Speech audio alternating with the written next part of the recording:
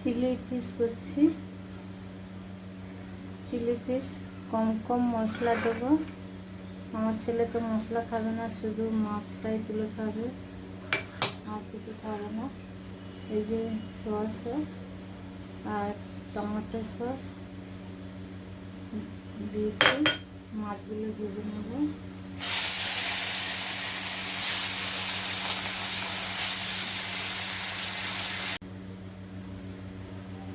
মাছ ভাজা হয়ে গেছে। এখন এই পেঁয়াজটা দিয়ে দেবো তেলের উপরে।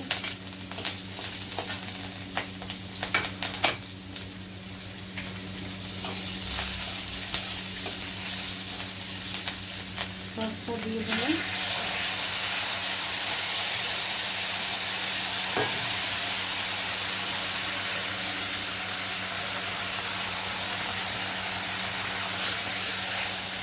হলুদ লঙ্কাটা দিয়ে দেবো।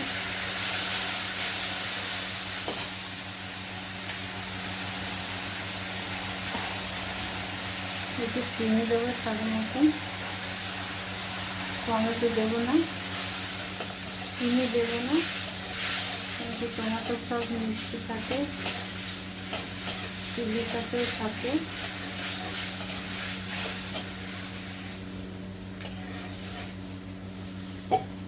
এটা ফুটবে, মাছটা দিয়ে দেবো। মাছটা দিয়ে দিয়েছি বন্ধুরা।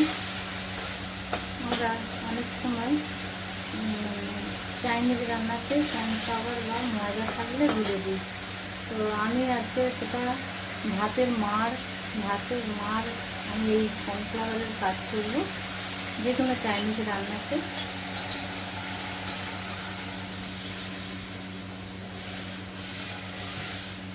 মোটা হয়ে যাবে।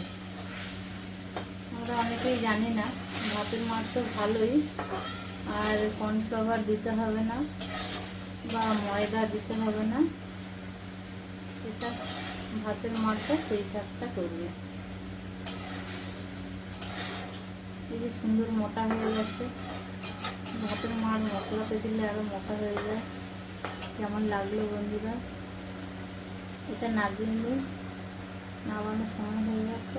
মাছটা হয়ে গেছে, মাছটা নামাবো। খুব সুন্দর মোটা হয়ে গেছে।